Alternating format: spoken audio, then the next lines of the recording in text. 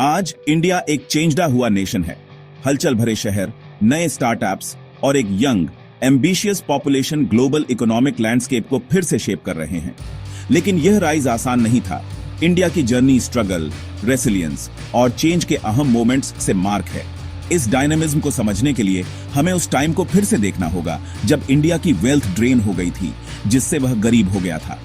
आजादी के शुरुआती डिकेड्स स्लो और कॉशियस थे, लेकिन हर फेज नए लेसन्स और हीरोज लेकर आया।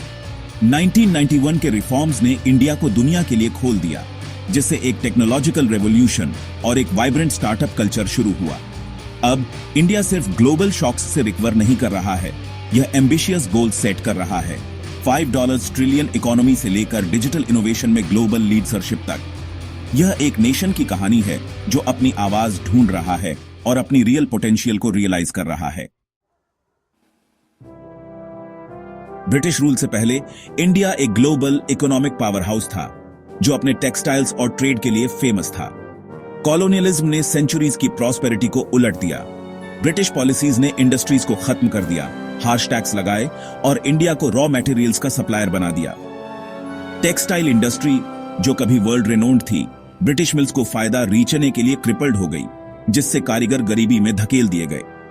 रेलवेज और इंफ्रास्ट्रक्चर ने कॉलोनियल एक्सट्रैक्शन की सर्विस की, इंडियन डेवलपमेंट की नहीं। 1947 तक ग्लोबल जीडीपी में इंडिया का शेयर 20% से ज्यादा से फैलकर सिर्फ 3% हो गया था। नेशन को पार्टीशन, गरीबी और एक टूटी हुई इकोनॉमी का सामना करना पड़ा। कॉलोनियल रूल ने सिर्फ इकोनॉमिक डेवस्टेशन ही नहीं, बल्कि एक गहरा साइकोलॉजिकल वाउंड भी छोड़ा। इस लो पॉइंट से इंडिया ने फिर से बनाने और अपनी किस्मत को वापस पाने का बड़ा काम शुरू किया। 1947 में इंडिया के लीडर्स ने नेशन को फिर से बनाने के लिए एक state lead, socialist inspired model अपनाया। गवर्नमेंट ने 5 ईयर प्लान्स लॉन्च किए कि इंडस्ट्रीज का नेशनलाइजेशन किया और फाउंडेशनल इंफ्रास्ट्रक्चर बनाया। ग्रीन रेवोल्यूशन ने अकाल को खत्म किया और फूड सेल्फ सफिशिएंसी हासिल की। लेकिन प्रोटेक्शनिस्ट पॉलिसीज और लाइसेंस राज ने इनोवेशन को रोक दिया, कंज्यूमर चॉइस को लिमिटेड कर दिया और ग्रोथ को स्लो कर दिया। तथाकथित हिंदू रेट ऑफ ग्रोथ ने लाखों लोगों को गरीबी में छोड़ दिया और प्रॉस्पेरिटी को पहुंच से बाहर रखा। जबकि स्टेट ने वेल्थ कंसंट्रेशन को रोका, इसने एंटरप्रेन्योरियल एनर्जी को भी दबा दिया। इंडिया आगे बढ़ रहा था, लेकिन अपनी विशाल पोटेंशियल के लिए बहुत धीरे। इसने इकोनॉमिक थिंकिंग में एक ड्रामेटिक शिफ्ट के लिए स्टेज सेट किया। लाइसेंस परमिट कोटा राज ने रेगुलेशंस का एक भूल भुलैया बना दिया। बिजनेस को लगभग हर कदम के लिए गवर्नमेंट अप्रूवल की जरूरत थी। मोनोपोलीज को रोकने के इरादे से इसने इसके बजाय ब्यूरोक्रेसी और करप्शन को जन्म दिया। एंटरप्रेन्योर्स ने इनोवेशन से ज्यादा लॉबिंग में टाइम बिताया और कंज्यूमर्स को रिड्यूसिडी और खराब क्वालिटी का सामना करना पड़ा। सिस्टम ने इनएफिशिएंट फर्म्स को प्रोटेक्ट किया और कंपटीशन को रोक दिया, जबकि दूसरे एशियन इकोनॉमीज एक्सेलरेटेड से आगे इंक्रीज्ड। 1980 के दशक के आखिर तक पब्लिक सेक्टर इनएफिशिएंट था, प्राइवेट सेक्टर कंस्ट्रेंट था और फ्रस्ट्रेशन बढ़ रहा था। इंडिया एक लो ग्रोथ ट्रैप में फंसा हुआ था, ग्लोबली पीछे छूट रहा था। इंडिया को अपनी सच्ची पोटेंशियल को बाहर निकालने के लिए लाइसेंस के जटिल पिंजरे को तोड़ना पड़ा। संकट मंडरा रहा था, चेंज डाउ तय था। 1991 में इंडिया एक इकोनॉमिक क्राइसिस का सामना कर रहा था। फॉरेन रिजर्व्स लगभग खत्म हो गए थे, जिससे गवर्नमेंट को इमरजेंसी लोन के लिए अपना गोल्ड फैलवी रखना पड़ा। सालों की गलत पॉलिसीज, फिस्कल इंडिसिप्लिन और गल्फ वॉर के ओनियल शॉक ने कंट्री को कगार पर ला खड़ा किया था। क्राइसिस ने रेडिकल चेंज की मांग की। Prime minister PV Narasimha Rao और फाइनेंस मिनिस्टर डॉ मनमोहन सिंह ने बोल्ड रिफॉर्म्स के साथ जवाब दिया।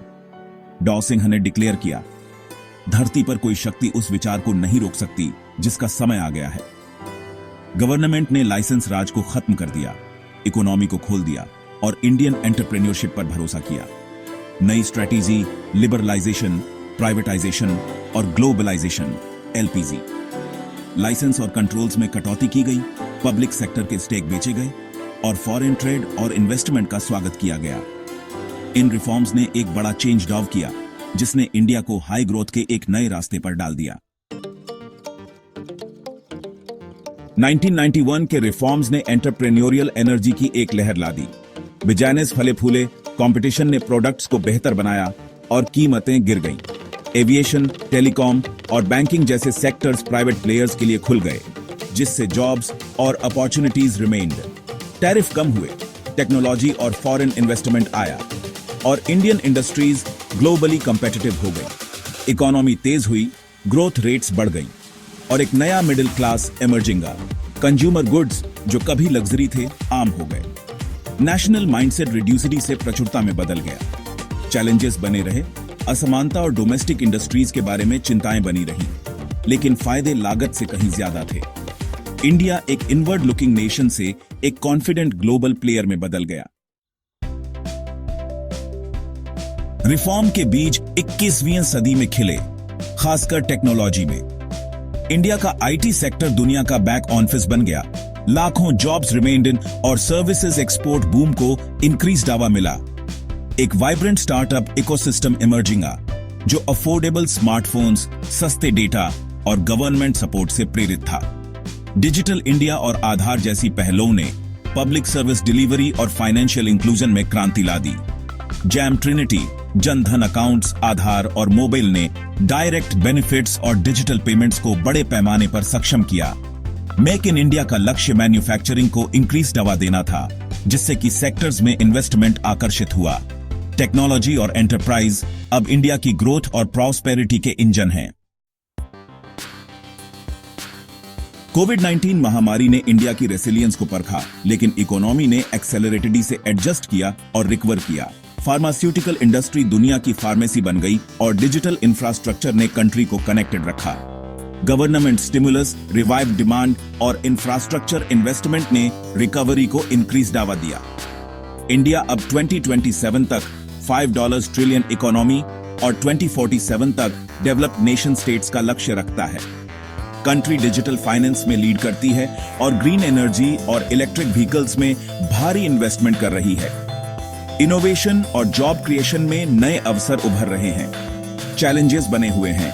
एजुकेशन, हेल्थ केयर, जॉब्स और असमानता को एड्रेस किया जाना चाहिए। लेकिन इंडिया का डेमोग्राफिक डिविडेंड, एंटरप्रेन्योरियल स्पिरिट और स्टेबल डेमोक्रेसी फ्यूचर के लिए एक मजबूत फाउंडेशन प्रोवाइड करते हैं। इंडिया की इकोनॉमिक जर्नी रेसिलियंस और एम्बिशन का एक टेस्टामेंट है। कॉलोनियल एक्सप्लॉइटेशन से लेकर कॉशियस स्टेट लेड ग्रोथ तक नेशन ने स्ट्रगल किया, लेकिन अहम फाउंडेशंस रखी। 1991 के रिफॉर्म्स ने एंटरप्रेन्योरियल एनर्जी को बाहर निकाला और डिकेड्स के ट्रांसफॉर्मेशन को जन्म दिया। आईटी बूम, स्टार्टअप सर्ज और डिजिटल रेवोल्यूशन ने इंडिया को एक ग्लोबल ग्रोथ इंजन बना दिया है। आज इंडिया सिर्फ ग्रोथ ही नहीं, बल्कि टेक्नोलॉजी और सस्टेनेबल एनर्जी में लीड करने का लक्ष्य रखता है। फ्यूचर के लिए कंटिन्यूअस रिफॉर्म और इंक्लूसिव ग्रोथ जरूरी है। चैलेंजेस रियल हैं, लेकिन इंडिया की पोटेंशियल में ऑप्टिमिज्म और बिलीफ ज्यादा मजबूत है। इंडिया आखिरकार अपनी किस्मत के साथ अपने वादे को पूरा करने के लिए तैयार है। अपनी विरासत को फिर से हासिल करना और एक अधिक प्रॉस्परस वर्ल्ड को आकार देना।